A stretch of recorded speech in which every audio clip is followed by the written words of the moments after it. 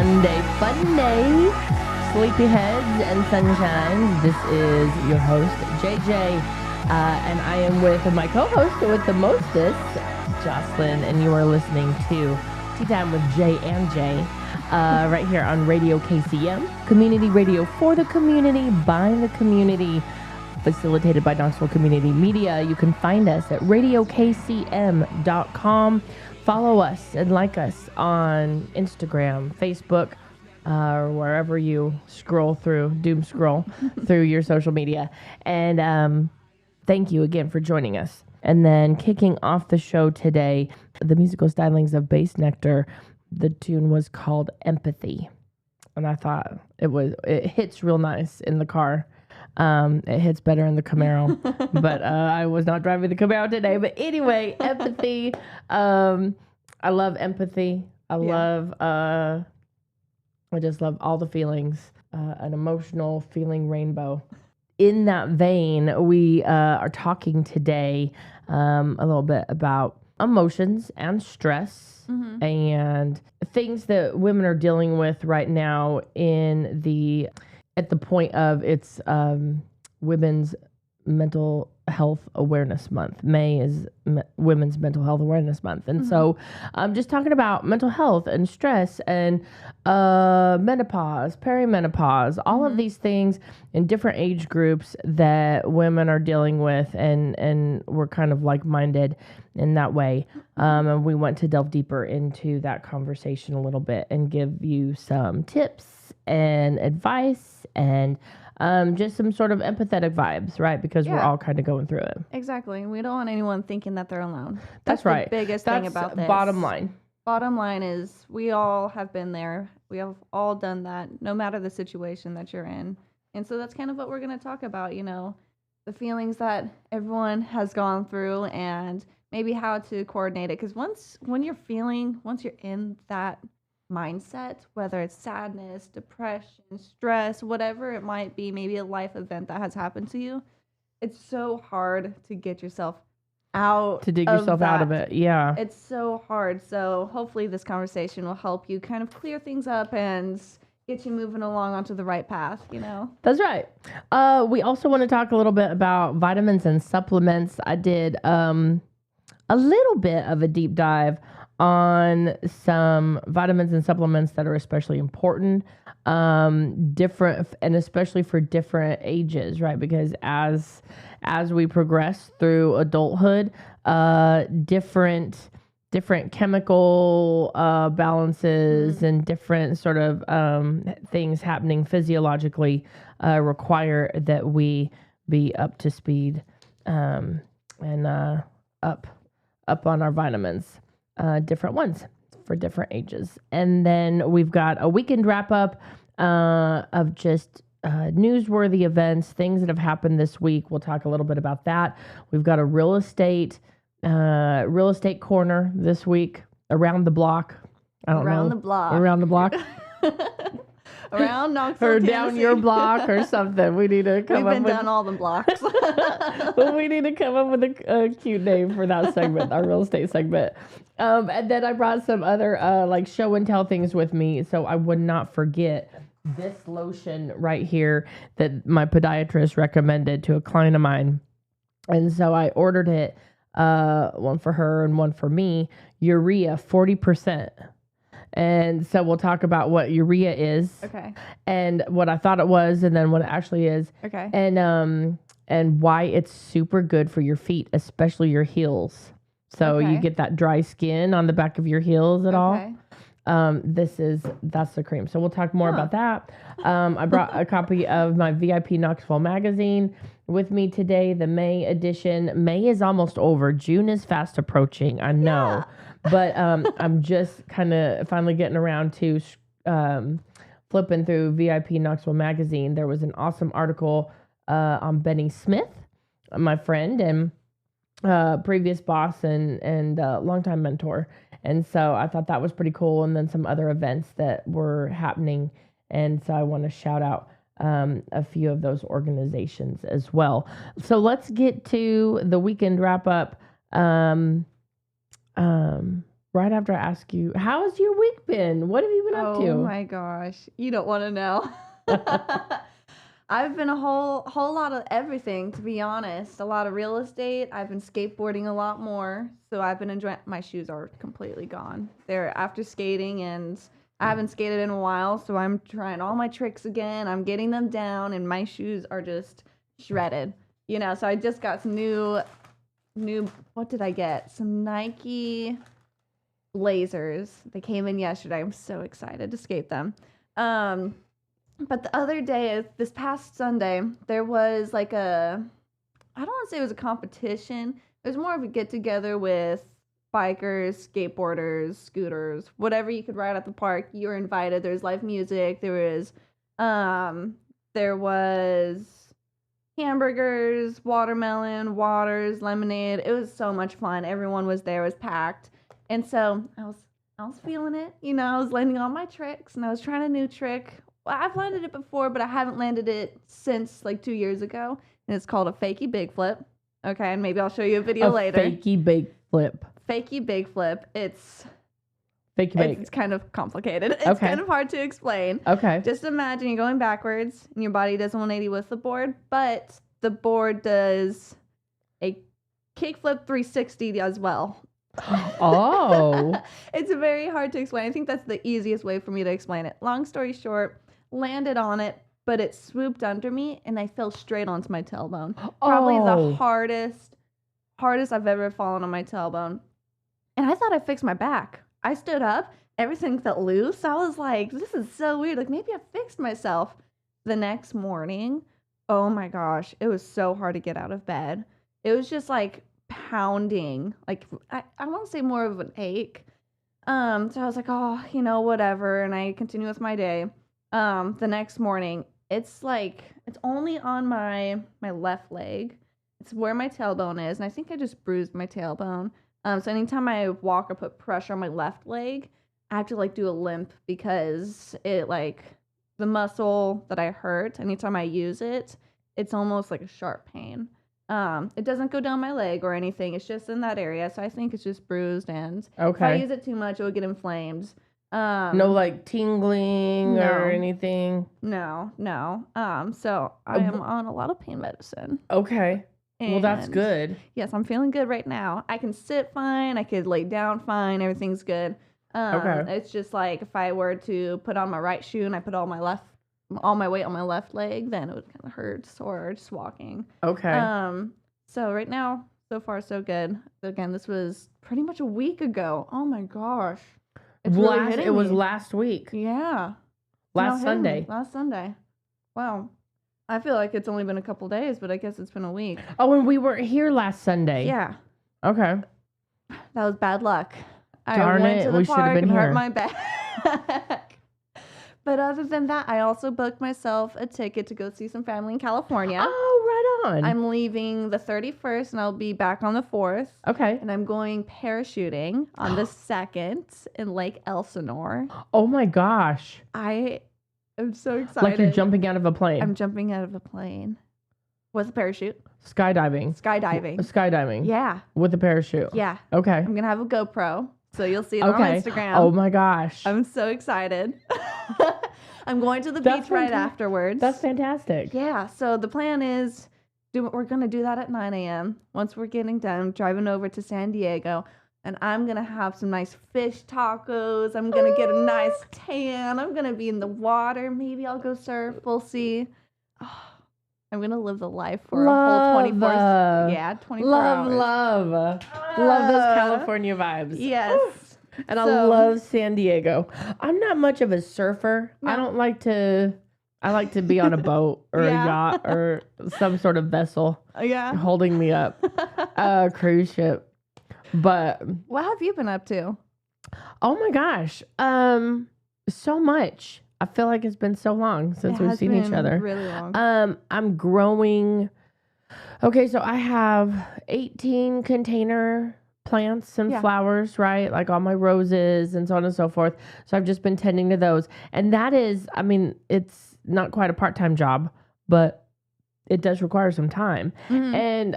And really though, I love to when I get home from work or first thing in the morning or whatever. I get up, feed the dog, take care of mom. And then I like to go water my plants. We've been getting so much rain, though, that I haven't had to water them as much. And you have to be real careful because if you overwater, especially if the temperature dips down, then you're looking at potential like fungus situations and things like that. Yeah. And so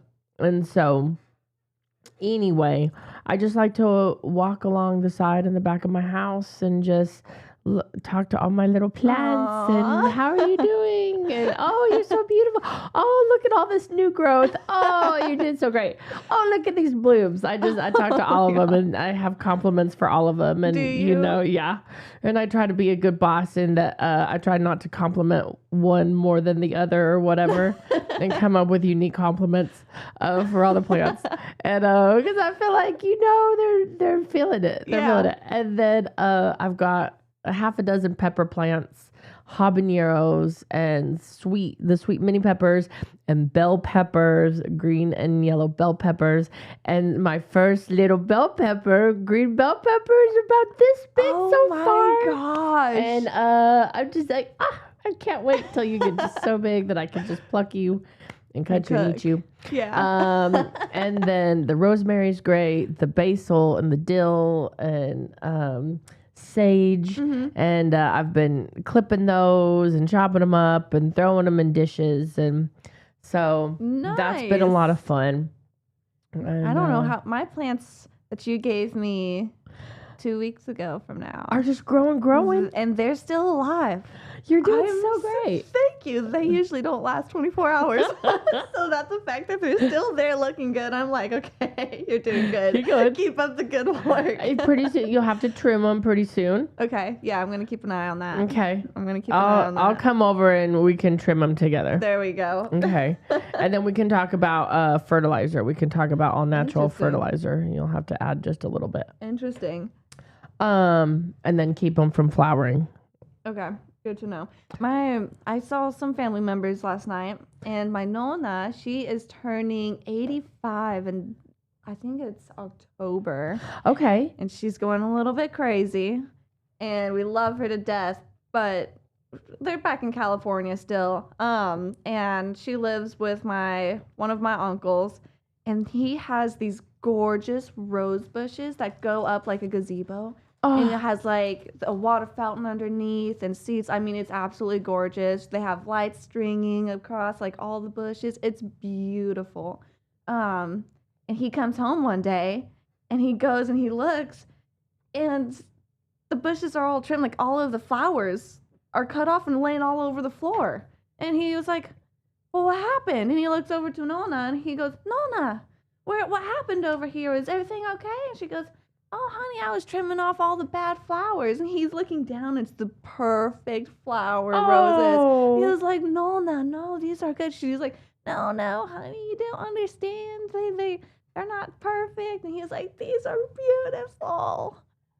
I got told that story yesterday. I was like, I think that's the third time she's done it now. But she's hilarious. Still makes the best pasta. Okay. I don't know how she does it. That's the only thing that stays with her. And you're gonna see her when you're back there? Mm-hmm. Okay. Yeah, I'm gonna see her on the 3rd. Okay. I'm gonna see her on the 3rd. Yay! Yeah. Please take a picture. I will. I'm gonna be taking so many pictures and videos. Okay. I'll send them all to you. Okay. It'll be fun. Yeah, take a video with Nona and show me her roses.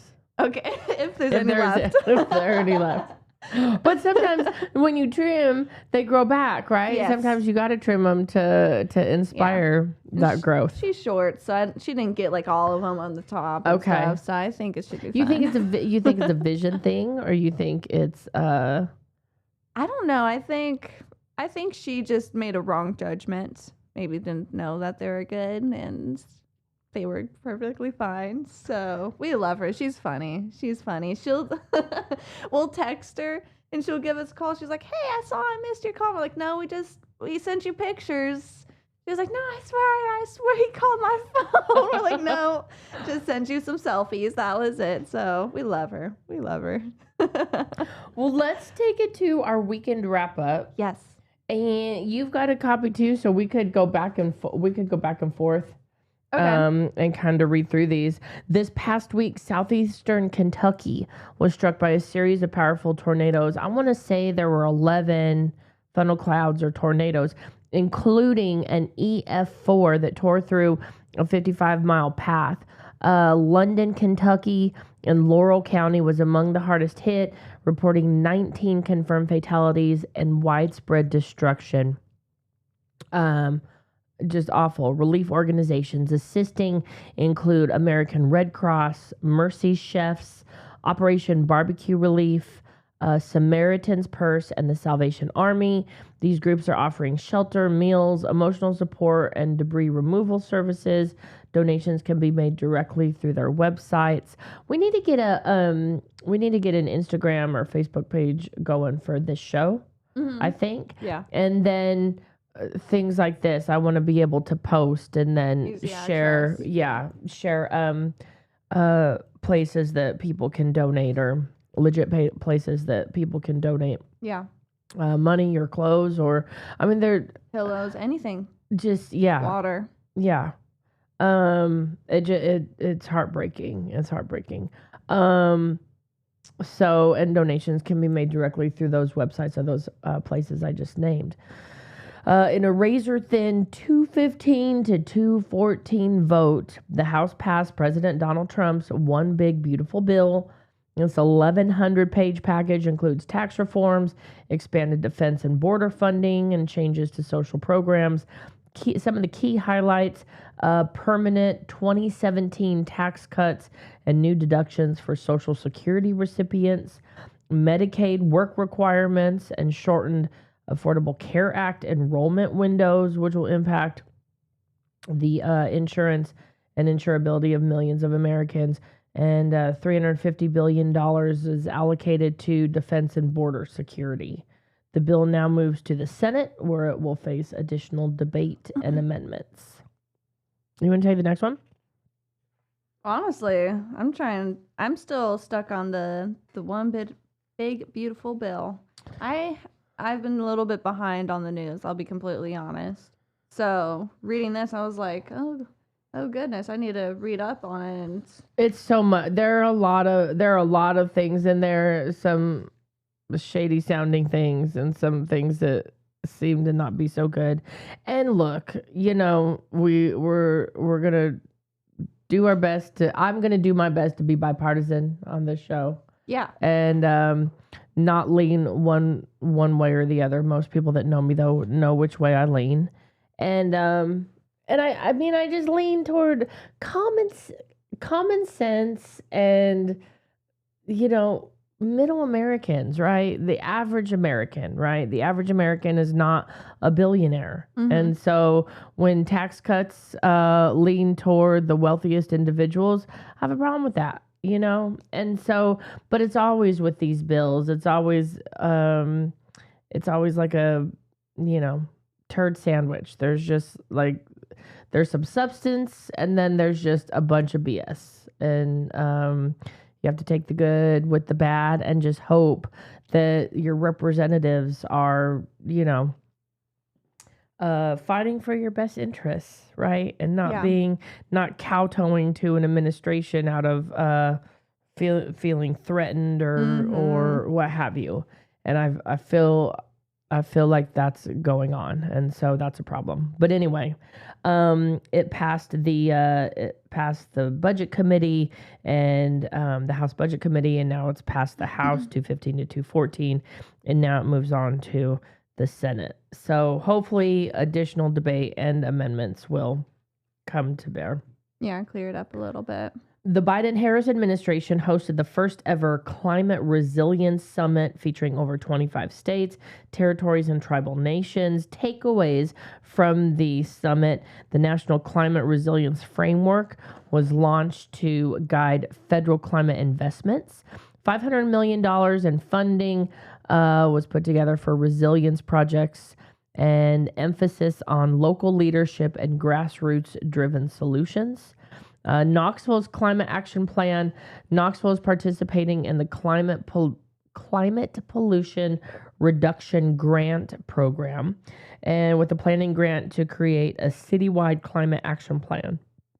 ways to get involved: attend public meetings or community workshops, participate in surveys on knoxbreathe.org, and collaborate with the city's Office of Sustainability. And I think I want to have somebody from the Office of Sustainability come and talk to us on the show. I think that would be really interesting. Yeah. So that kind of wraps that up. Other things that are happening around town. I didn't look at my little monthly calendar. Do you know what's happening this weekend? I don't. Okay. I do not. So we'll have to talk about that in a few minutes. We went to Devin and I went to the One Knox soccer game. Okay. Last night was super fun. And one of the funnest things about it is, because I mean, honestly, soccer is not, to me, the most exciting sport to watch, right? Yeah.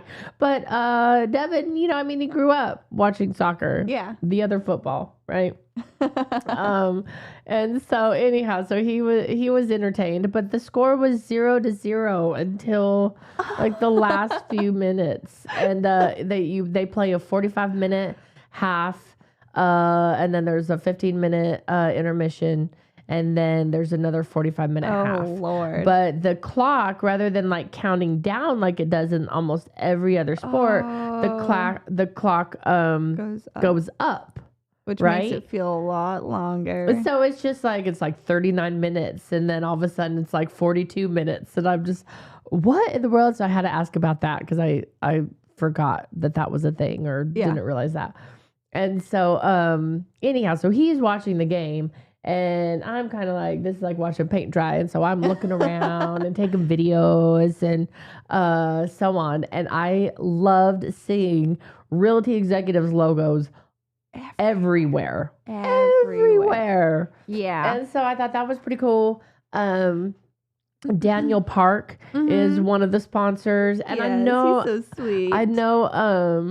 I know they had told us about that. Those sponsorship packages, are pretty cool. And I thought, oh well, I'm probably not doing that sort of business. Yeah, that amount of business right now, where that might be the best use of my marketing funds. And so, but I'm glad that Daniel Park did, and I hope that he's getting a return on his investment. But so I took a video of Daniel Park's like logo picture all across, and then at intermission, the intermission announcement was Daniel Park's voice. Oh, and it says something about intermission in 15 minutes, and we'll be back. And this is brought to you by Realty Executives, Agent Daniel Park. Daniel's so sweet. Cool. I absolutely love him. He's like a big ball of joy. Yeah. So he's a great guy. Was he the one that taught that class? What was that class that we took? It was like Enneagrams, or was that the one? That was him. Yeah. At Mortgage Investors Group. Good memory. I think that's where we got those awesome pins that I love from Mortgage Investors Group. We need to go take another one for class. The pens. They always give out something cool. Yeah, they do. Yeah, I have so many folders. So yeah, that was pretty neat. What was so you've been to the new stadium? Have you been to the new stadium yet? Okay. No. So that was my first visit to the new stadium. I meant to go a couple weeks ago before Southern Skies Music Fest. They had the I think it was a One Knox soccer game there too, the night before, and I didn't make it. But anyway, it was like a little pre-party for Southern Skies. And so last night was the first time I went to the stadium. There's a clear bag policy.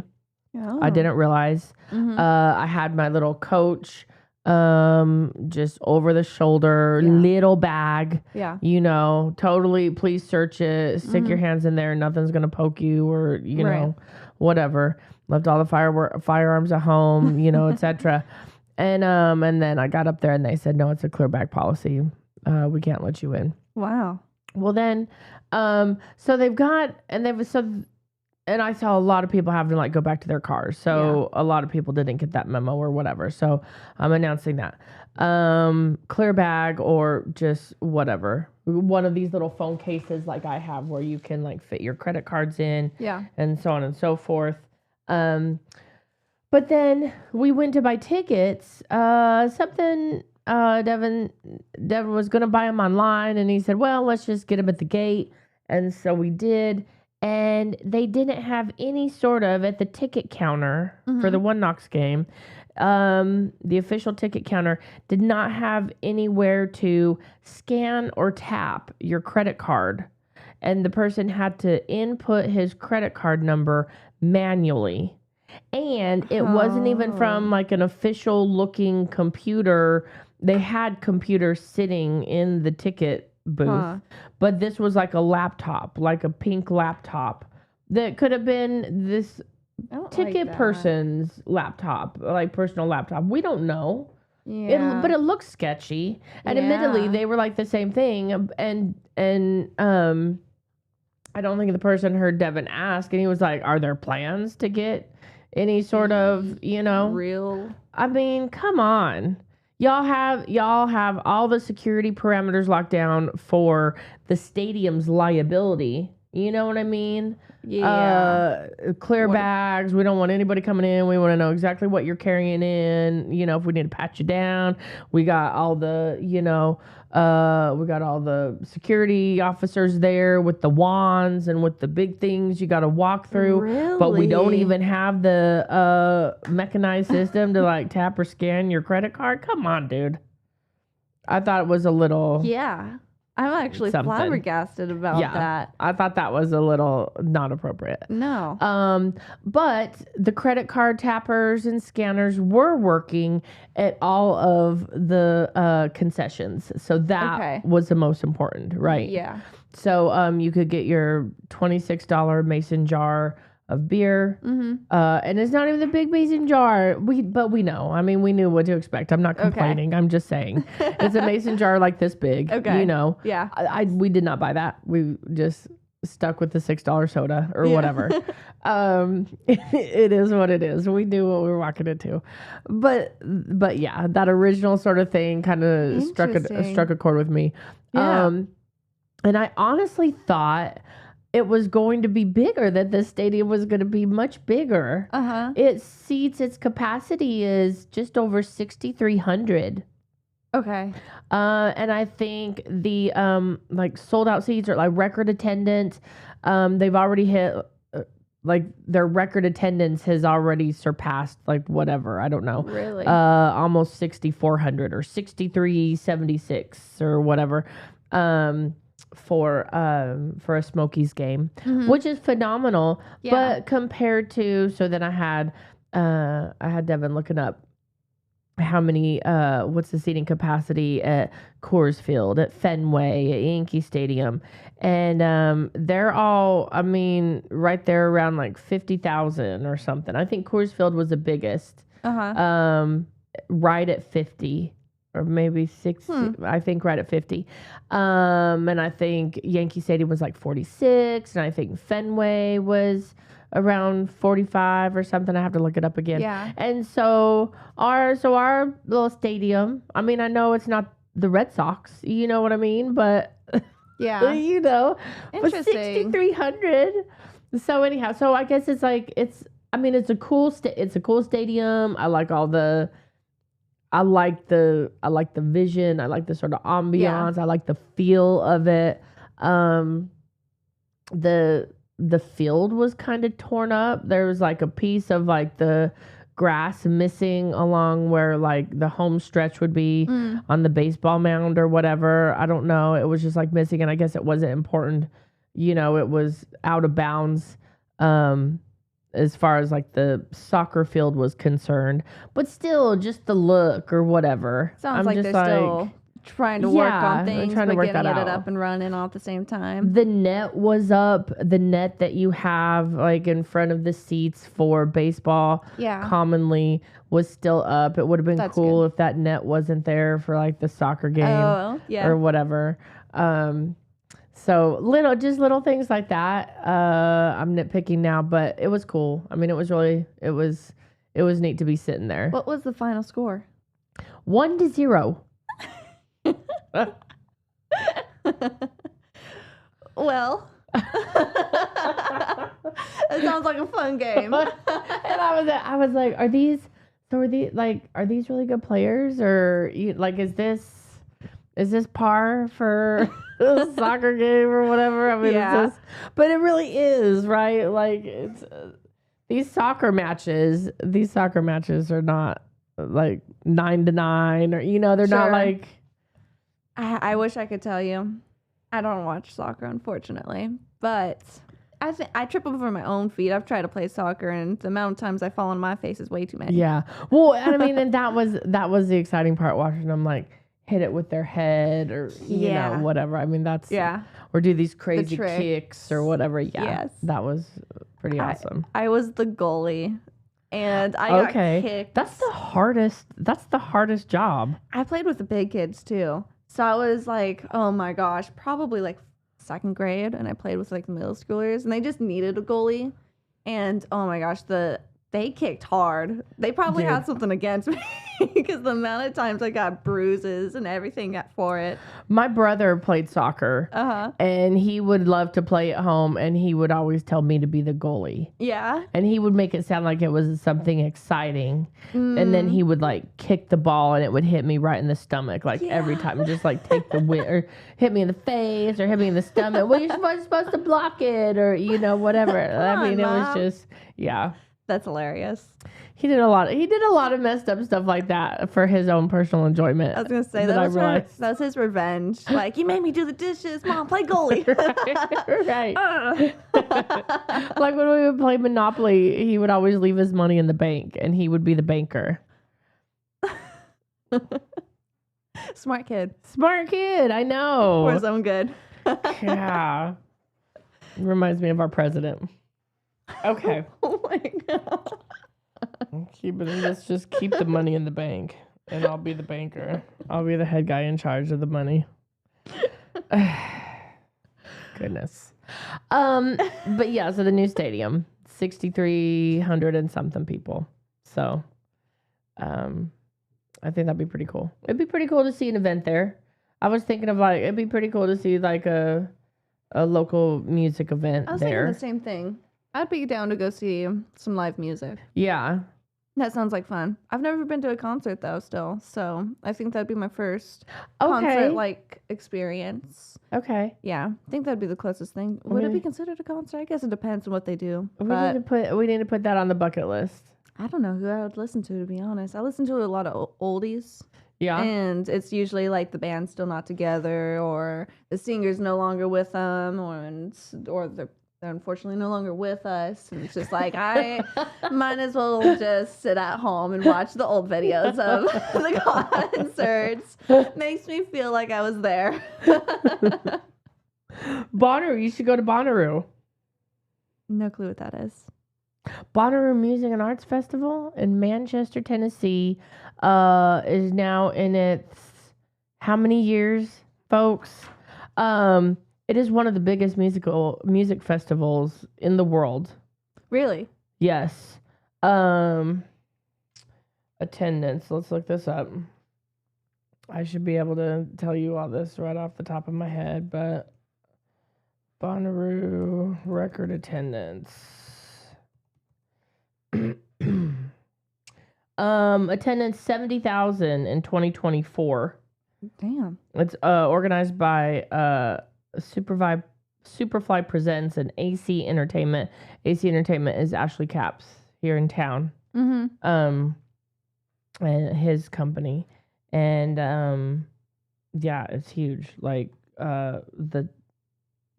all the best artists go to Bonnaroo. So it's sort of like it's like Coachella.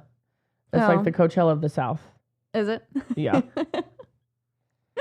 But Bonnaroo, but Bonnaroo was around before Coachella. Bonnaroo predates Coachella. Okay. So. Okay. I think I've seen some videos of it before, but okay. But so and you go and it's like 4 days. Starts on Thursday, Friday, Saturday, Sunday, and you camp out in a tent, or you can rent an RV or whatever. So, but it's a awesome experience. That sounds overwhelming for it to be my first. Yeah, maybe something smaller than that. Baby steps. Baby steps. Maybe like Thompson Bowling Arena or Yeah. something.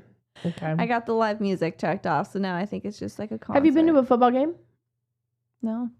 Okay. No, I've been to a Dodgers game. A Dodgers game? I've been to a Dodgers game. Okay. That's the closest thing, I guess, related to being like in a stadium with a lot of people watching something or celebrating the same thing. So that was back in like 2013. Okay. It's been a while. What's the look up Dodgers Stadium capacity? It's huge. If you guys have never had a Dodger dog, 56,000. What's on the Dodgers dog? it's just a hot dog, but it's delicious and it's huge. It's, I don't know how big. Guess. What? Oh, that's like a foot long. Yeah, it's huge. Maybe like 18 inches. You can put whatever you even. want on it. Okay. Whatever you want on it. I don't remember what I got. Now, is it thin? Oh, it's pretty it big. thick? It's pretty big. Yeah. Okay. And you got the bun, and the bun's even too small for it, so it's still like sticking out. Oh, we It's love huge. that. Okay. It's huge. It's so delicious. Probably the best Dodger dog. What do you put on your dog? What's your go-to? My go-to is honestly anything and everything. Whatever's on the table, I'll put it all on. Ketchup, mustard, mayo, pickle relish. Yep. Oh, love pickle relish. I love pickle relish. Love it. Yeah. People are real funny about and onions. I love onions. I'll put it all on. Some people are finicky about whether or not they put mayo on their hot dog. I've never done that if I'm being completely honest. Okay. But I mean, if it's there, I guess But it's there ketchup for a and reason. mustard. Sure. Yeah. I dress it up even more than I would a hamburger. Yeah. I'm really. kind of a minimalist when it comes to ham. I don't like all that junk. Really? Yeah. Hey, I think to make it a hamburger, you got to get everything on it. So whatever comes, I'm not going to go to like a restaurant or a fast food place. It's like, okay, I want a double cheeseburger, no onions. I'm like, if it comes with onions, it's there for a reason. Let the chef do its job. I generally will take off at least the tomato and sometimes the lettuce. Really? I don't like stuff that makes the bun soggy. Interesting. I think it depends also on where you're getting it from. I think if you True. toast the buns, no matter what's on it, you should be good. And But avocado, definitely cheese. The crispy fried onions or whatever with barbecue sauce, if that's the route. Mimi's makes this delicious it's called like the New Orleans burger or the something like that. Something about Nola something. But it's got just so much and it's on this like crispy delicious Texas toast that has the cheese, like when you put the cheese in the skillet first and then you put the bread on top of it. So like it gets sizzly, like stuck to the bread. You know what I mean? That that's the Texas toast that they serve this burger on, and it's friggin' delicious. And yeah, and just I think the tomato and the lettuce is just a loss at that point. I'm just like, really interesting. We learned something about Janelle today. Right. And I don't put tomatoes obviously you don't put lettuce on a hot dog. Does anybody put lettuce on a hot dog? Yeah, I don't know. I don't think so. You definitely I could. like it Chicago dog style. Chicago dog style is just like ketchup, mustard, relish. Yeah, like animal style. Yeah. Animal style. Do you know what animal style is? No. What's animal style? It's a Californian thing. It's like animal fries? Yep. Animal fries. In-N-Out has an animal style hamburger. Yeah. Hamburger. What's okay, so what's animal style? I think it's kind of like a Chick-fil-A type sauce, but with like diced up onions. It's something like that. But it's pretty good. Pretty stinking good. Animal style burger from In-N-Out features a beef patty cooked with mustard, topped with grilled onions, extra pickles, and their special spread sauce, all served on a toasted bun. Style enhances the flavor and adds a unique twist to the classic burger. I think that's kind of like Freddie's smash burgers. Oh, I don't like that place. You don't like Freddie's? Man. Why? Why do you like it? Dude, they smash it. It's like paper thin, and like you bite it, and it almost tastes like plastic. Like you don't got no meat. What am I paying for? You have no meat. You can do a smash burger, but the way they smash it, it's like it's paper thin, and I don't like how it tastes. It's very fast. It's like the fastest food. Like, I don't think it's very quality either. I know it's fast food, but just in general, I think it's just like cheaply done. This is just my opinion, you know. Their ice cream was fire. I like their ice cream. Again, just my opinion. But I would never go there ever again. They are thin. But what I like is like they're so thin that like it's so crispy. It's just like crunchy, crunchy. No. You're getting chips at that point. It's not a hamburger. It's like lace. It's like hamburger lace. It's so good. A chip burger. That's what you're describing. I went there. I was starving. I was going showings to showings to showings. And Which one did you go to? The one in Sevierville, or maybe like Seymour area, somewhere in that area. And I was like, you know what? I'm down for hamburger. Down Chapman, like way down Chapman. Yeah, I think so. And it's cool and retro. And I'm like, this is giving me In-N-Out vibes, you know? Yeah. So I'm like, let's do it. I go in there and I'm getting the hamburger. And I'm like, you know, I'm treating myself. I'm going to get myself a milkshake. I get my milkshake right away. It was so delicious. I think I got like the peanut butter cup. Okay. And then they give me the burger. And I'm like, where's the meat? And then they're like, well, it's mashed. And then I'm like opening it. I look and I'm like, dude. You put so much ketchup, so much mustard, so much everything, and I got this paper thin. Like, I touch it, and it turns into dust. That's how... That's how smashed Freddie smash burgers are. That's funny. That's so funny. Yeah, I haven't been there since. I make smash burgers at home, and I try to make them like Freddie's. Okay, note to self, if I have you over for smash burgers, I'm going to have to... Don't make them smashed. Don't smash them. I like the juices. I like the oils. Okay, well, let's move right along. It's kind of hard one to swerve around. Talking about smash burgers, let's talk about our smashed mindset. Let's go to this. Okay, so we're talking about today. It's almost 11 o'clock. 10:58. We're moving right along. I'm hungry now. Are you? Yeah. That ruined my hunger. I am not hungry after that. So you're gonna eat it. You're gonna eat it In-N-Out? Probably not. Okay. Probably not. I'm from California, so it's overrated now to me since I've had it so much. And what's the whole thing about animal fries? It's the same thing. It's just French fries with the animal style dressing on top. Okay. Yeah. So the same exact thing. It's kind of like chili cheese fries, except there's no chili and cheese. It's just the animal style on top. Pretty good. Yeah. Definitely try it. It's an experience to have, especially when you go to California. And it is really good. It's nothing that I've ever tasted before. Just being from California, I've had it so much. I'm just like, I want some authentic Mexican food and street tacos and sushi. That sounds delicious. Yeah. Thai food. So I might gain a few pounds when I come back. I might come back with a double chin, but it's okay. That's fine. It's well worth it. 4 days. 4 days of nothing but eating. Totally. Okay, I want to ask some questions. We're going to take a little poll. Yeah.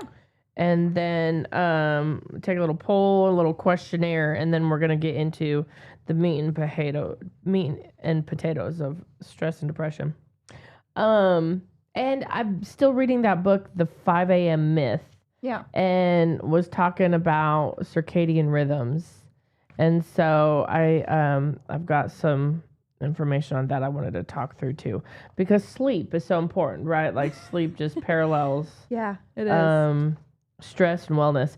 One one of my clients, my Golden Gal clients, because during the week, one of my jobs is assisting ladies that are 65 or older with all manner of things that they need help with. And so that generally looks like shopping, errand running, transporting to the doctor's office, that sort of thing, preparing meals, gardening. I have opportunity to be outside and do a lot of gardening.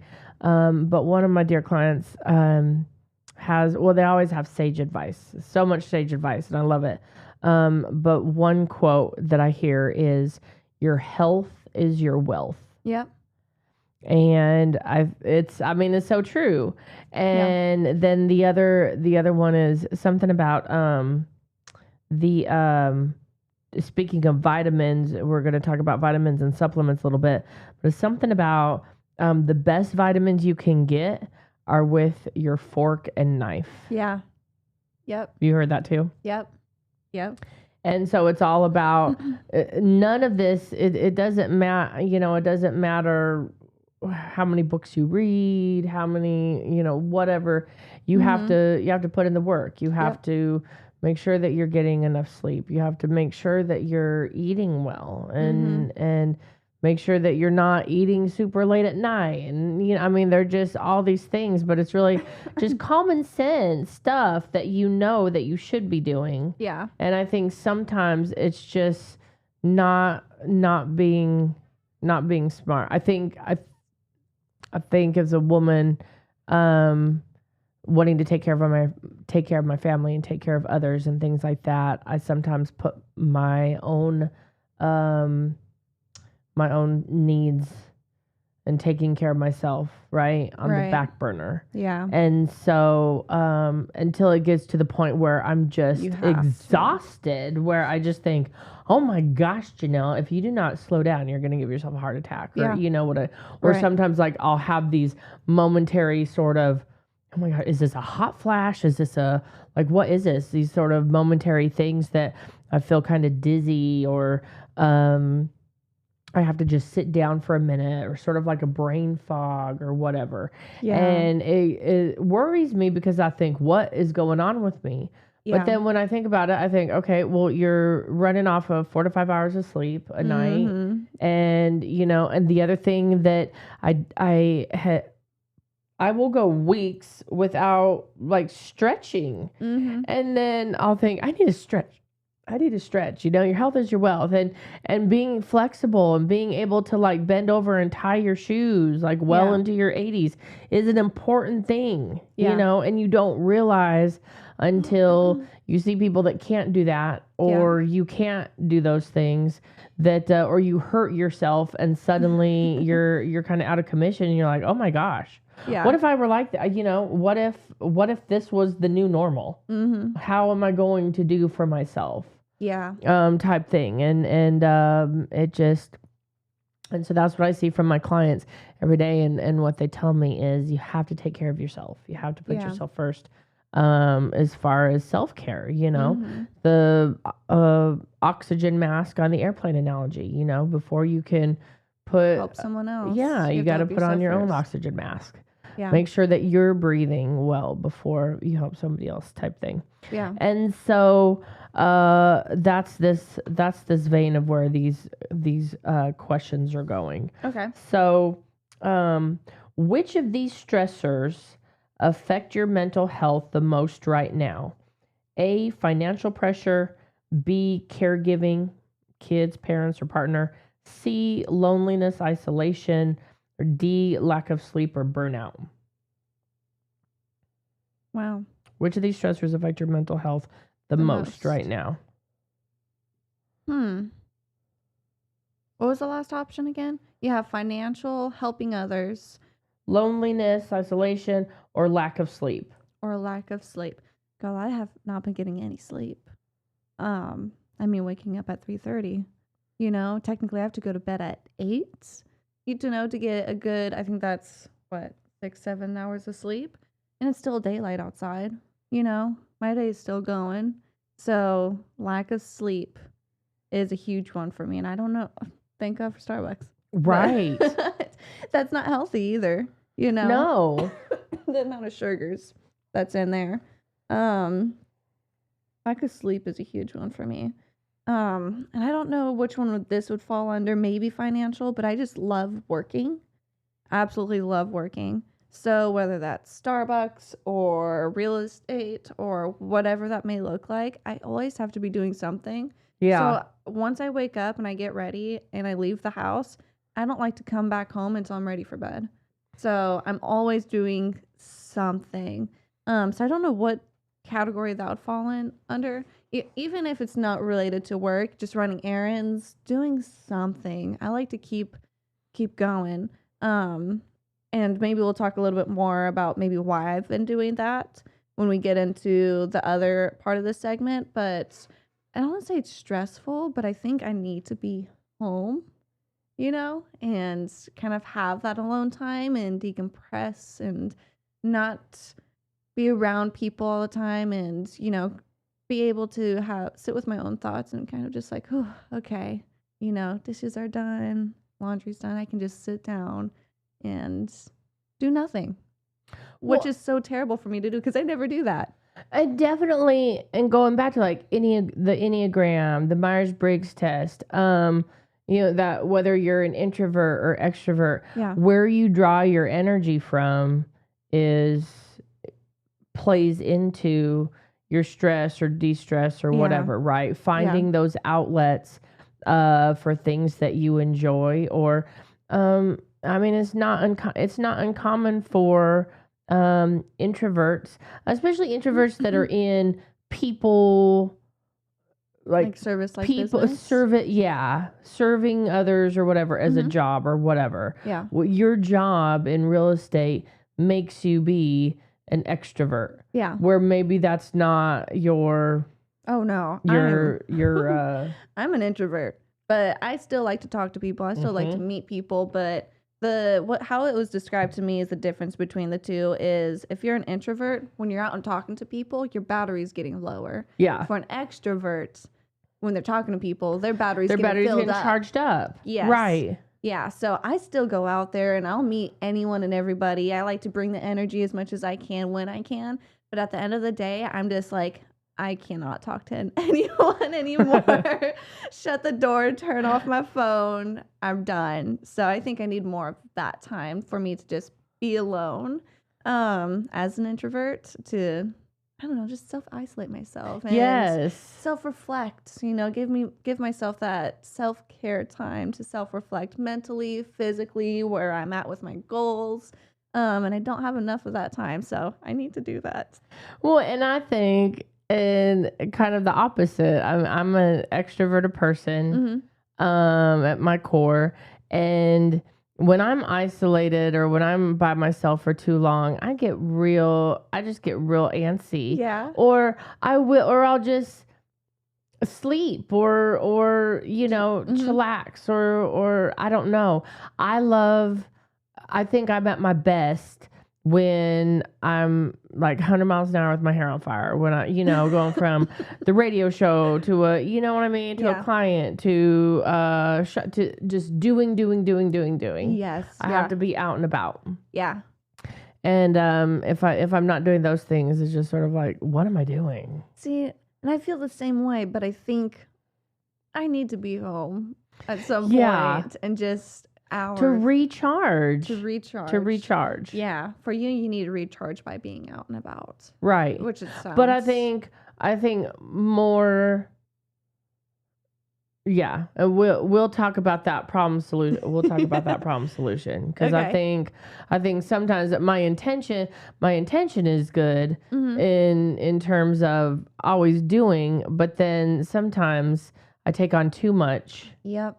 And then it just leads to burnout. And then it just leads to, I can't do any one thing great because I'm doing so many things. And I'm feeling so put upon. And overwhelmed. Overwhelmed by the things that I committed to. You know what I mean? And that's not, and then I have no one to blame but myself, you know? Right. Which is a never ending cycle. So I say... I say the stressor that affects my mental health the most right now is caregiving, and I think just doing, just Yeah. taking care of too much. Yeah. What are the symptoms? Fatigue, irritability, insomnia, overeating or undereating, loss of joy in usual activities, brain fog, unique gender traits. Women often internalize symptoms, show more sadness or guilt, while men externalize. Statistics. Here's a statistic: 1 in 5 women in the U.S. will experience depression in their lifetime. Mm-hmm. Which I think that's kind of low to me. 1 in 5. Low? I That's think a it's. lot. I think more women experience hormonal shifts, menstruation, perimenopause, postpartum, chronic stress and emotional labor, caregiving responsibilities and gender role pressure, social isolation, economic disparities, perfectionism, poor sleep affects mood, hormone regulation, and immune response. Women are more prone to disrupted sleep due to caregiving, anxiety, and hormonal cycles. Light exposure, night shifts, or lack of routine can worsen depressive symptoms. Mm-hmm. And yeah, I agree with that too. Yeah. I'm trying to find this post. I follow, it's called the Happiness Project. And is it? I'm trying to find it.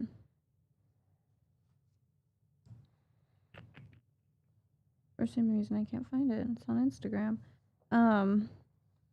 Says that depression is the most deadliest disease in the world because it kills more than cancer. It kills more than COVID. It's diabetes. It kills much more people than any other disease is mental illness. And I think it's very important to talk about because it's not talked enough about. It's easy to hide.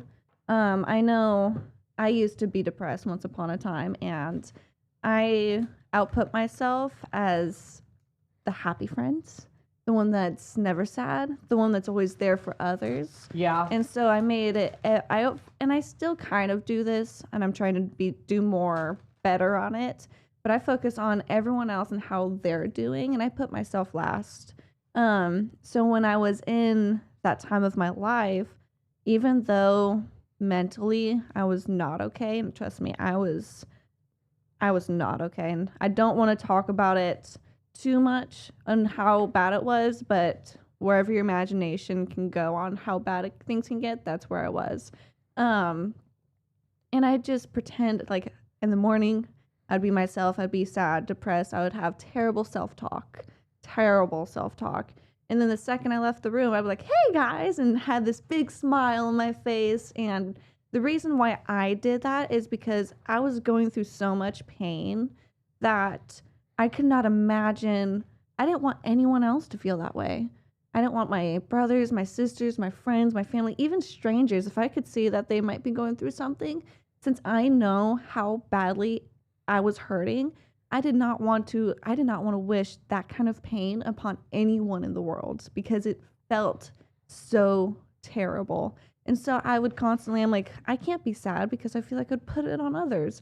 So I'd consistently pretend to be happy, be there for everybody else. And that's what weighed me down even more because I was pushing that emotion down. It was weighing my shoulders. And so one day, it builds up. And who knows, you might be there, you may not be there. But I've been there, and it's something that you want to talk about. Because the day that I finally started talking about it and being open about it and knowing, hey, a lot of people go through this. A lot of people. I've met them, even when I was in that position, just talking to others and realizing that they're going through something similar. It's a terrible feeling, but you're not alone. And just speaking about it, even to yourself in the mirror. That's what I started out with, because I would think about it. And it made me really depressed and like more sad. But the moment that I started talking about it and feeling all the emotions, whether that means getting really angry and punching your pillow or actually crying and just living through that and asking yourself, okay, you know, whatever thoughts that come up, like something that traumatized you growing up, maybe that's something that automatically you think about. Trying to go back through those emotions and be like, okay, I'm really sad thinking about it. Why am I sad? Was it because of the things that they said? Was it because you're mistreated? And kind of just going through saying, you know what? It's okay that I felt sad because that happened to me, because that's not okay. And just trying to grow from it, and getting a therapist is great. Even if, I mean, therapy is expensive. We got ChatGPT now. Even ChatGPT is such a big help. Or talking to a friend and opening up to a friend. And that was super hard for me, was to open up to someone about it and trust them. But just, you don't have to tell them everything too. You know, you could just say, hey, I'm not doing okay. And I just need someone to be there for me and check in on me every once in a while. That's all you really need to really start on the right track. And then you have times, even like me right now, I've been doing so much better. I mean, at that time of my life, I didn't even see color. Truly, I would walk outside and everything was a shade of blue and gray. That's how bad it was getting. It's so weird for me to think about it, but I remember walking outside and I could not see any color. It was so weird. I was like going colorblind for a while. I could not imagine the feeling of happiness. I was depressed for so many years that me pretending to laugh and giggle was just normal, and I never felt true like laughter or happiness. And so I just strived every day to find that feeling. And once I found it, I'm like, wow, I want to strive to actually feel like this every single day. I pretend to be that happy friend. I can't imagine how it would be to actually be the happy friend and be mentally well. And so I strive to be like that every single day. And I think the most important message is don't hold it in, because once it weighs on your shoulder, it's going to pop up randomly and you're just going to break down completely. And then you might try to hide it again. And then maybe a few months, a few weeks, maybe a couple years later, it'll come up again. I think that's why there's so many unhealthy relationships too. Once you finally get into a relationship or something, you see those triggers and then it comes up and you don't have a healthy relationship. So whether that's actually like relationships or you don't know, you don't have a healthy relationship to gauge. Yeah, and it could be completely, I mean, it relates to everything. You know, maybe you have a friend member. We'll say friend member. I was going to say family member, then I said friend, and then now it's friend member. So we're just going to keep going, all right? You have a friend member, and maybe they just say something that kind of brings you back to your past, but you might not realize it, and you get angry for some reason. You get anxiety for some reason. It just shows that you need to work on that part of your life, because, I mean, I still have things like that I'm consistently trying to work on. And I work on it because I don't want to feel that feeling for the rest of my life, right? I don't think anybody really wants to, and it's super hard to do.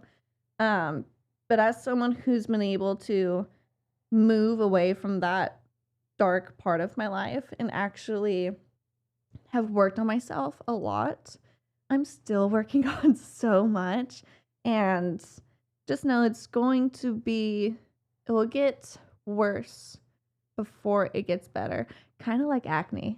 If you had I think we've all had those teenage years where you had really bad acne and then you start putting stuff on your face. Like, you'll see more acne pop up before your face gets used to that soap you're using or whatever. And then it starts clearing up. Mm-hmm. And I think that was the hardest thing for me to realize, because I was already in a dark spot. So me trying to bring up everything that was going on in my life and why I felt that way, it felt like it was getting worse and that I was not progressing. But the first thing is just speaking about it to someone. And as much as it might feel worse, could be a couple days, it could be a week, it could be months, that it might feel worse. As long as you continue to try to have that motivation, one day I will get better. That's all you really need, is that one little step, and one day it will get better. It took me several years. And that's why I'm so religious about this topic, is because I've been through it all. I've seen it all. And it's quite unfortunate that I had to go through all of that. And I wish to everybody that they never had to go through that. But unfortunately, in the world that we live in, a lot of us do. And so talking about it is huge. So I hope whoever's listening to this and who hears this message, hopefully it touches them. And they're like, you know what? Even text me. I'm so happy to help. Whatever situation you might be in, I'm okay to be that listening ear and kind of help you give advice. Or it's literally just that one friend that will sit there and listen. They don't even need to say anything. That's all you really need. You know, yes. I have a lot to say. Did you seek so you talked to a friend? Have you sought professional help, like no professional help? And even when I seeked friends, I've seeked to many people, and one of the things that I went through growing up, that was a small part of my depression. I'll say small because it was not that big, but I went to one friend and she bullied me because of it.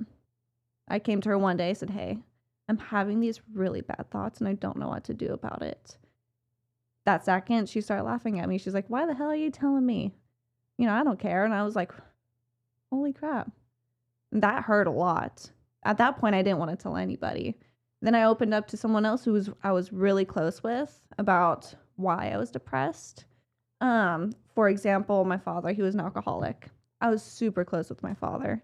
And his alcoholism broke our relationship and was one of the causes to my depression. And one day I stopped eating and I started wearing long sleeves, if you guys know what that means, even 100-degree weather. And he realized that I wasn't eating. So he asked me, he was like, Jocelyn, are you doing okay? And I was like, this is the first time someone's ever actually asked me if I was okay, let alone someone who I actually used to care about. So I opened up to him and I told him almost everything, you know, bawling my eyes out. And I told him, I was like, hey, it's your alcoholism. You know, it's really hurting me and our relationship. He gets up, he hugs me, he says he's going to quit. That second, he gets up and he grabs 4 beers and he leaves the house and he comes back in drunk within seconds. I mean, we're 2 feet away from the fridge. So it's and that's only to tell you that I opened up to people. And after that, it was really, really hard to open up to anybody else. And the first thing that I did was talk to myself in the mirror. I was saying bad things to myself, like, you're not worth it. You know, you have no purpose on this beautiful earth that we're living on. Yada, yada, yada. Just negative. And just starting. I pulled up Pinterest. Pinterest saved my life, genuinely. I just started saying good affirmations, even if I didn't believe in it. People say this all the time. Even the you are beautiful. I didn't think it was beautiful. I didn't. So I started saying that. You're beautiful. You're beautiful. Even if I did not believe it, that's how you know you need to say it. Now, if you believe it, you're like looking in the mirror like, this is stupid. Like, yeah, I'm gorgeous, you know? Like, I could say that confidently now. I'm like, I feel confident in my body. Before, if I said I am confident in my body, that would make me like, oh, like, why am I lying to myself? That's how you know you need to say those affirmations to yourself. And you just say it every single day. And I would just scroll through my Pinterest, and every one that I started, I would just say it. Just kind of like a poem. There's cute poems. And that helped me grow slowly. And then I actually started opening up to people.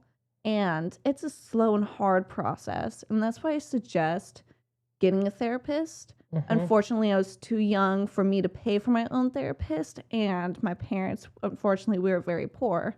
So that was my way of trying to build up to that, was starting out by affirmations. Well, and having the self-awareness to know deep down that you're not okay. I mean, it's hard. I mean, that's a lifesaver. I mean, your self-awareness saved your life, right? Yeah. And yes, professional help. Yeah, getting professional help is best, right? But for so many reasons, mm-hmm. we put it off. We do. I mean, it's just, and it's like anything. It's like a massage. It's like a, I haven't had My dishes. or They're whatever. still sitting in Like there. a friend had to buy me a massage for my birthday in order for me to, Aw. and it was so relaxing and so amazing. And the massage therapist was like, "Oh my, your shoulders are so tight." I Yeah. mean, she's just like kneading Going them like crazy, and she's just like, "You hold like all your tension in your shoulders." Yeah. And I'm like, "Well, yeah, I do," because I think I'm a high functioning depressive, or you know what I Yeah. mean, like I'm Yeah. just like, I don't have time to be depressed, I have too much gotta to keep do, or going. gotta keep going, gotta Yes. keep going, Yeah. when really like at any moment I just want to fall down, and you know what I mean, I just want to And it's throw it all up in the air, right? Yeah. And that too is depression. I mean, that too is stress and being overburdened and not taking care of myself. Yeah. You need to take care of yourself. Everybody, truly. If you're not, the way I think about it and the way I've thought about it ever since I came out of that part of my life is I live today once. I only live once, and I live today once. This day, this exact time, this age that I'm in, this body that I'm currently in, I'm never going to see this time ever again. So I'm going to live it the fullest that I ever possibly can. So every decision I make, okay, is this going to fulfill me? Is this going to hurt me in the long term? And I truly think like, listen, if I'm not okay, if I'm not happy with my life, I only live today once, so I need to get on it. Yeah. I need to get better. I need to focus on myself because time is, I might not be here tomorrow. And you know what? I've lived my life to the fullest by far that unfortunately, if that were to happen, at least I know I'd pass away knowing that I did everything that I could every single day to live the best, happiest life possible. Now, I got a lot more to do. I really want to go parachuting on the second, but the moment that I'm currently in, I know I made the best direction. I could have chose not to come here, but I genuinely love it and I love being here. It makes me happy, so that's why I come. And I'm like, now when I leave here, I'm like, oh, I feel that satisfaction. Same. Yes. So Same. if you have dreams, reach those dreams. There's no such thing as a dream too big. I mean, I'm a real estate agent and a skateboarder. You don't think those two would mix. I don't even think those two mix, but I still do it.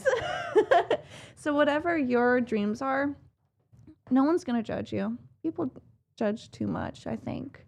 Don't care what anyone else thinks about you. That took me a long time to realize. Well, and one thing that's been tripping me up lately is when I have these feelings of sleeplessness. And so and luckily at this point I have great insurance. Knock on wood. Oh. I have great insurance and I've had an appointment, a consultation with the sleep clinic. Good. I need a new internal medicine doctor. I need to find a new one, and I need to find a new gynecologist. Because at my age, I know that I'm approaching that age where cycles are changing, hormones are changing. Yeah. I'm headed toward menopause, right? Yeah.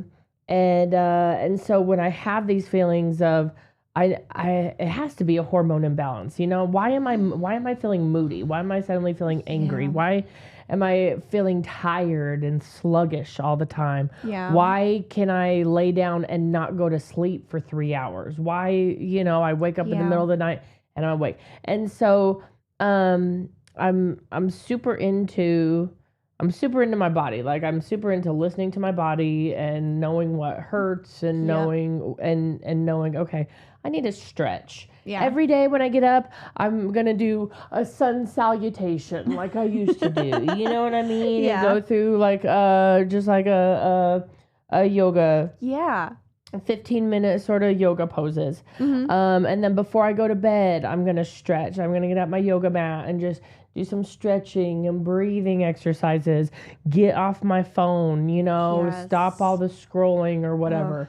the light therapy. I have this tendency, I love to go to bed with the TV on. But if I can just calm myself down and do some deep breathing and turn that TV off, or at least put it on an alarm where it, turns off in 30 minutes or an hour or whatever, so that I can get that deep, dark sleep, know? And so I'm mindful of that. And then the other thing I like to do is journal. And so I have been journaling for years about, if nothing else, the stream of consciousness or whatever. I write down, especially if I know I have a doctor's appointment coming up, or I'm talking to my doctor about a specific issue. I'm logging every day. I'm logging how I feel, or what I ate that day, or all these things. So when I have a migraine, I can look back, or if I have acid reflux, I can look back and say, oh, well, it's because I was eating later, or I was eating spicy food or tomato sauce or whatever. And so I think that just those intentional things, but writing it down, keeping a log, and whatever that log looks like for you. For me, it's like physiological stuff. For somebody else, it's just stream of consciousness, positive affirmations. It's so important. And I'm so glad you brought that up. And I'm so glad that you're doing that, Jocelyn. I mean, it's not easy. It's not easy. No. But just, I guess, so for me, I'm looking for a new gynecologist because I feel like I've tried to speak to my current gynecologist about sort of these hormone imbalances I'm feeling. I don't know if they're hormone imbalances or whatever, and then automatically he's just like, well, you get migraines, don't you? And I said, well, yes. Well, hormone replacement therapy, what isn't good, for, people with migraines, because estrogen is not good. Like, estrogen is not good if you have migraines. It can cause blood clots or whatever. Right. And so estrogen supplements or whatever. But it's just like, but you haven't even tested my hormones to tell me, is it a hormone imbalance? Is it depression? Is it stress? What is going on with me? Can somebody please tell me? And so that's what I've been researching. And it was I was asking ChatGPT, gave me a little breakdown. Here's a breakdown to help distinguish between stress, depression, sleep deprivation, and perimenopause, because life doesn't come with a label, but this guide might help. It says stress is typically a reaction to external pressures like work, finances, or caregiving, while depression is an internal state that lingers for weeks or months, often without a specific trigger. Chronic stress can evolve into depression if unaddressed. Key differences include stress usually causes anxious energy, check, irritability, check, and racing thoughts, check. Depression brings fatigue. Okay, well, I feel fatigued. Hopelessness. I don't necessarily feel hopelessness. And emotional numbness. I'm not emotionally numb right now. Okay. With stress, relief often comes after rest or a break. With depression, even rest doesn't help. Well, it doesn't matter how much sleep I get. Sometimes I feel tired or worn out. I just feel perpetually worn out. Yeah. Stress impacts sleep by making it hard to fall asleep. Depression often leads to oversleeping or never feeling rested. Well, you don't get a chance to oversleep. You know what I mean? Like, you don't get a chance to ever feel No. And I think we're talking about circadian rhythms, right? Circadian rhythms is your body's internal 24-hour clock that regulates that sleep-wake cycle, hormone release, eating habits, and other bodily functions. The rhythm is influenced by external cues like light and temperature, but can be disrupted by lifestyle stress and hormonal changes, especially in women. And so I was thinking about you, and I was thinking how awkward to, like, you have, in order to get the sleep that you need, you have to go to sleep when it's still light outside. Yeah. So that right there is like a trigger, like a circadian rhythm disruption. Yeah. And so if your circadian rhythm is constantly being disrupted, that in and of itself is like a stressor. Yeah. Or whatever. Yeah. And then getting up when it's dark, like getting up at the crack of dawn or whatever, before the crack of dawn. And then running, Oh or my going. gosh. And so I'm just like, you're up exercising while most of the world is sleeping. Yeah. And so that's also a circadian rhythm disruptor, which is also a stressor. It is. So it's just like, just trying to sleep is stressing you out.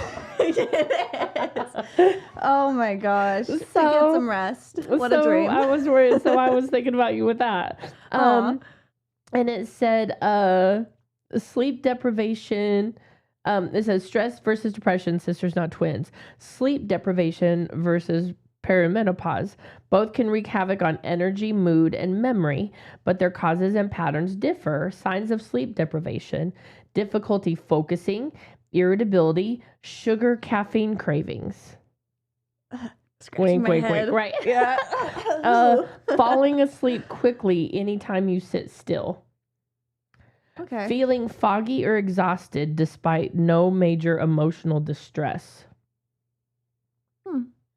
Signs of perimenopause: irregular periods, hot flashes, night sweats. I don't really get night sweats. I don't really get hot flashes. I get those sort of like dizzy spells every now and again. But I think that has something more to do with like migraines or like, I don't know. Well, I don't know. The jury's still out. Mood swings, anxiety, or sadness without a clear reason. Yeah. I think that's what the dizzy, I think it is something to do with anxiety. Yeah. I think I just work myself up. Yeah. To the point where like dizzy. Physiologically, I just, I don't even know that I've worked myself up into an anxious frenzy, It just, thinking of all the things I have to do or whatever, just this internal sort of, thing. Yeah. Brain fog, disrupted sleep, decreased libido, fatigue, even with full sleep. And I get that. Like, even if I get 7 or 8 hours or whatever, I just think, God, could I just sleep like 4 more hours? Or I'm still angry that I have to get up, you know? Yeah. Type thing. Why do I have to get up? Why me? Yeah. Type thing. Let's see. And it says, you can be, the overlap is real. You can be perimenopausal, sleep deprived, and depressed all at once. Ask yourself, is this tied to my menstrual cycle? It may be perimenopause. Does it improve after a few good nights of sleep? Possibly sleep deprivation. Do I feel disconnected, flat, or like I'm just existing? Could be depression.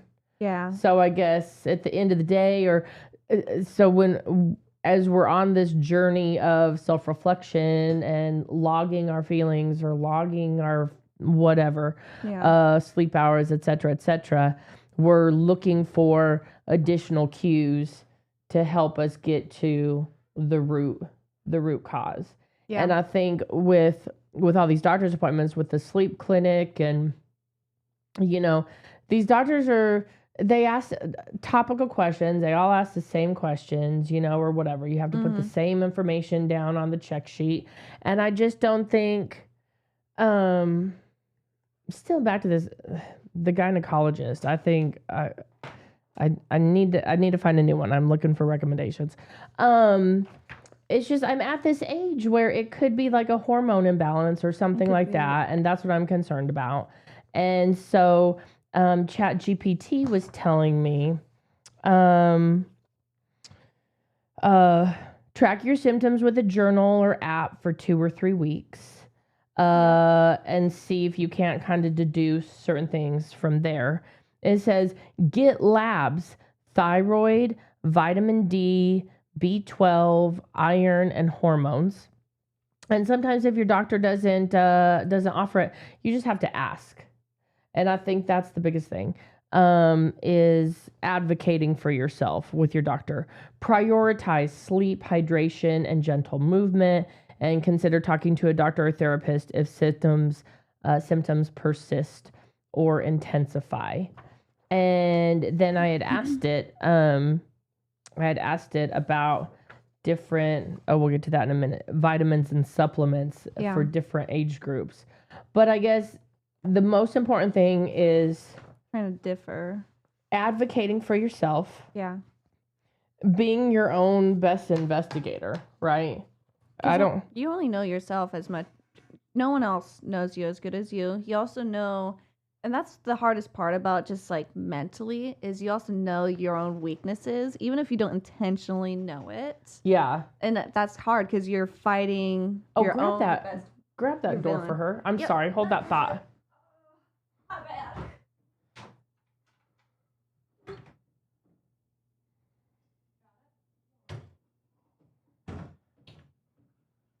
Thanks, Jocelyn. Yeah. Sorry I interrupted. I hate watching the DJ stand there and struggle with the door and so on and so forth. But you were saying knowing yourself, being your best investigator, and even if you don't know, or like deep down. Yep. Yeah. Mentally, you know yourself, and you are your best and worst enemy. I think that's the biggest thing. No one else around you is an enemy. You might think it is, but really yourself, oh my gosh, you are your worst enemy. And I think it goes back to trying to figure out, even I go through it still to this day where, I was depressed. Now that I'm out of it, I'm still hyper aware because I don't ever want to put myself back in that position, right? And so every once in a while, I am sleep deprivated, right? I'm not eating good foods. I'm not having enough water after I go for my runs. I'm not eating the right foods after my runs or skateboarding. Stressed with work because I got so much other things that I need to do that I get home and I feel like the whole world is just like on top of my shoulders and I'm like feeling stuck again and like brain fogged, and I need to remind myself like, okay, deep breaths. I turn off everything. And I'm like, all right, I need to start from the beginning on when I started feeling this way. Okay, it was this morning when I woke up at 3 a.m. Really, it started the night before because I fell asleep at 11 p.m., right? All right. Like, okay, I've only gotten 4 hours of sleep. Okay, well, that sucks. I didn't take a nap. All right, yeah, I'm on 4 coffees. Okay, have I eaten anything yet today? No. Okay, all right, that's getting there. Did I also go for a 6-mile run? Yeah. So it's like, okay, I am not depressed, right? I'm not going back into those same patterns that I used to be in. I just need to take care of myself. So journaling, like you said, and ChatGPT said as well, which I thought was awesome, is kind of journaling. Sometimes, again, you're in that brain fog and it's so hard to clearly think because you're consistently like, you're trying to think. You're like, oh, I need to do this. I need to do that. Oh, I feel this way. And you blame it on things that maybe aren't really called, like, oh, my bunny teared up this, and I just got these shoes, and they're 2 days late. Like, where are they? So it's like everything's piling up, and that's why I think journaling is huge, right? Because you're writing. All right, start from the beginning. You write it all down, and you're like, you know what? It's not because my shoes are late and because of this or that. It started when I didn't get a full 7-8 hours of sleep, and it kind of helps you figure out why you are feeling that way. Yes. And it helps you decompress too, get it all on paper, especially when you are a bit nervous to talk to someone about it. You also don't know what you're feeling, so it's also very hard to verbally get it all out to someone, right?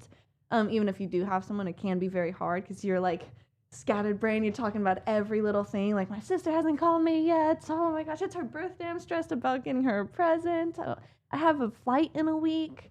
Am I even ready for it? I haven't even thought about it, if I'm being honest. But, there's like so many things. So trying to just get it all on paper, like, I did not eat anything. I skated, ran 6 miles, and got 4 hours of sleep. So that's probably why I feel this way.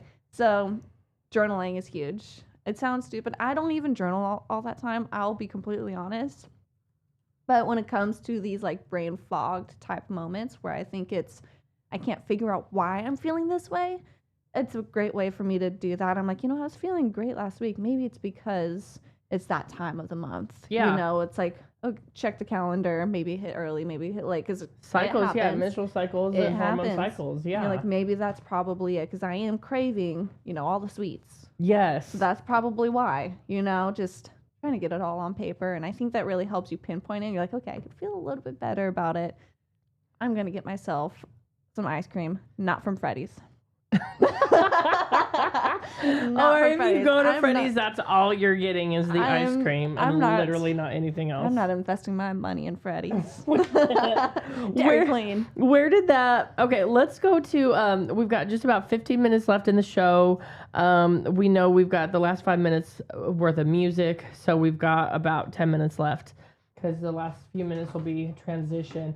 Pick up a copy of VIP Knoxville magazine, by the way, or if you have one, check out that awesome article on Benny Smith. My friend, he is now over at WDVX. He was a longtime station manager at WUTK 90.3, and now he's at WDVX, another just hugely important local radio mainstay, especially that plays local artists. And tune into Locals Only right here on Radio KCM every Thursday, 8 to 10 p.m., and you'll hear the best in local music.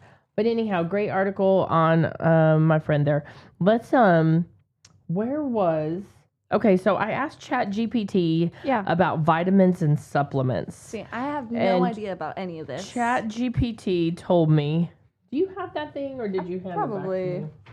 I'll probably have it somewhere. ChatGPT said... I stole it. I think this is hilarious. Yes.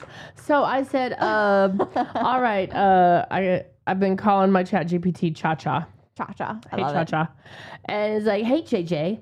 And and it has some, like, little witty, like, thing for me always. You just made my circuit smile or something like that. Oh. It's super cute. So I asked it. You made my circuit. I showed my husband. Oh, I showed my husband what ChatGPT said. He just shook his head. He's like, I don't want you talking to this guy anymore.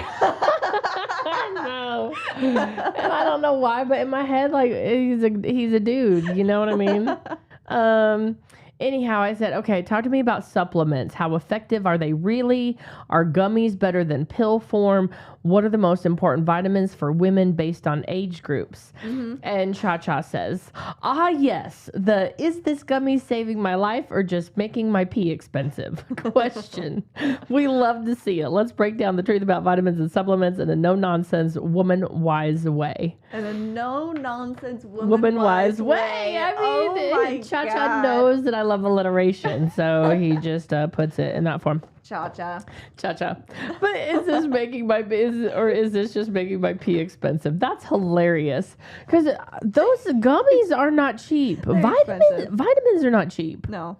I love the gummies. I think I've always had a problem with vitamin absorption. And I learned you're supposed to take vitamins with food, especially A, D, E, and K, because something about they need like fatty soluble something Like breakdown. They need something or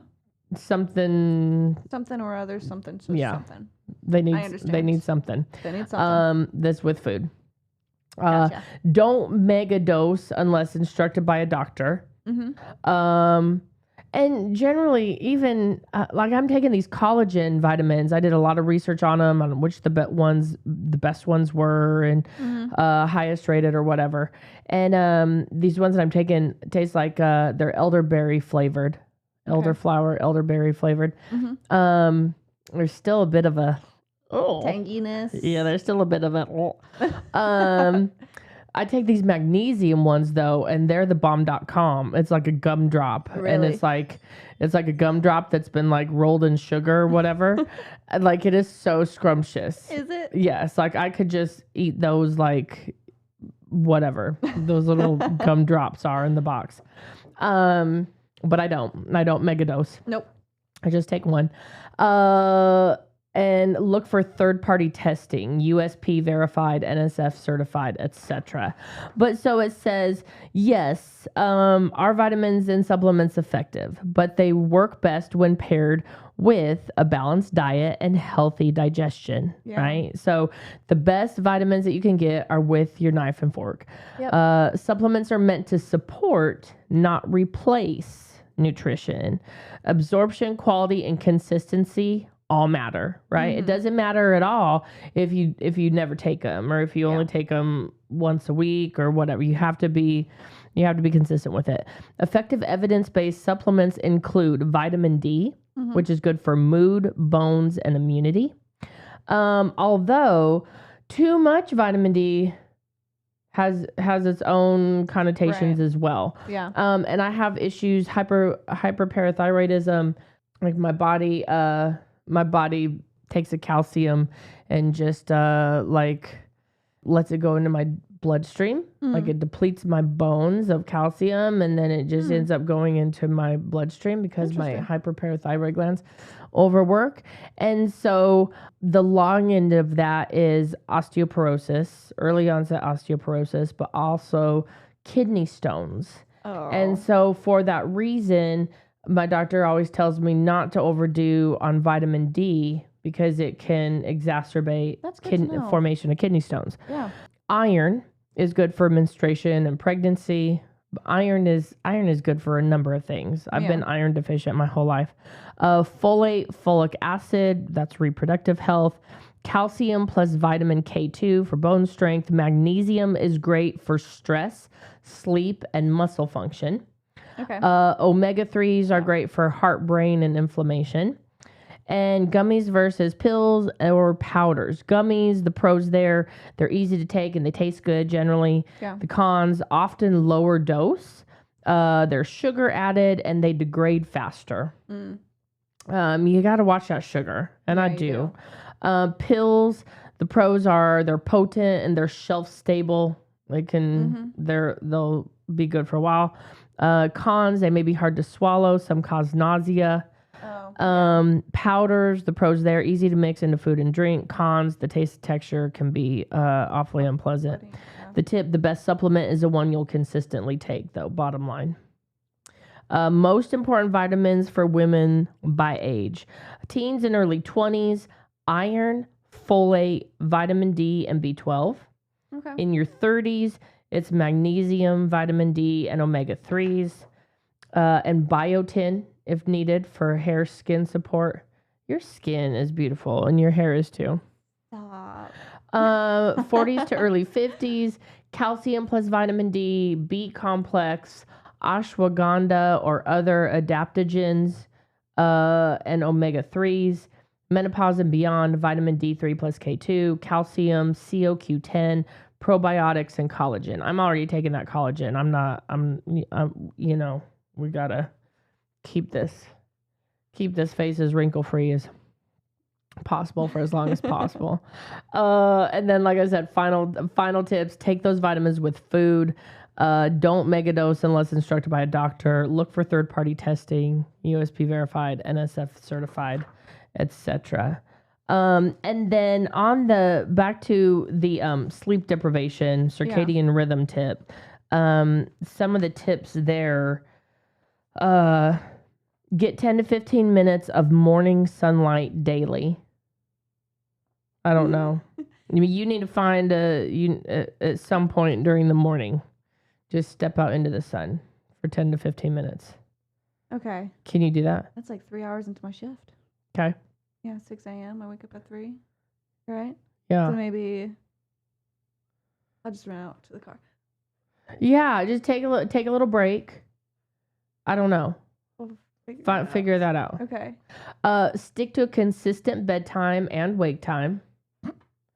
Avoid screens at least 1 hour before bed. That's easy for me to do, actually. I've done it for many years. Good. Yeah, that's one of the things that I learned from depression and all that is staying away from your phone an hour before and after bed.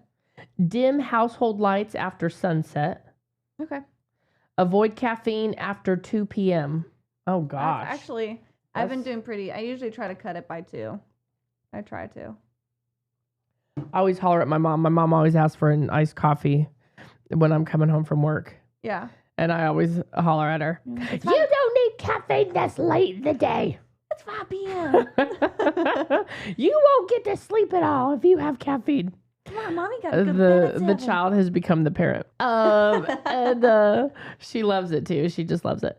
Love you, Mom. Practice a calming bedtime ritual, i.e. bath, tea or journaling? See, that's one thing that I am not great on is like habits before bed. I'm great at doing like my brushing my teeth and changing into pajamas, washing my face. And so maybe that's a good substitute for it, but having something else added to that, I have nothing else. Well, let's do our best this week to follow those tips and tricks. Okay. As many as we can. Journaling, for sure. No screen time, an hour before bed, etc. And then let's report back in 2 next weeks. Sunday in 2 weeks. In 2 weeks, because you won't be California. Here. I'm leaving Saturday. Will you be okay? You're leaving Saturday, and then I'll be back on I think the Wednesday. Okay, so 2 weeks from today. Yes, 2 weeks from today. I won't see you next Sunday, but I'll be back the following Sunday morning. Well, thank you, everybody, for tuning in to Tea Time with JJ and Jocelyn. We appreciate you so much. Love, peace, and chicken grease, Knoxville.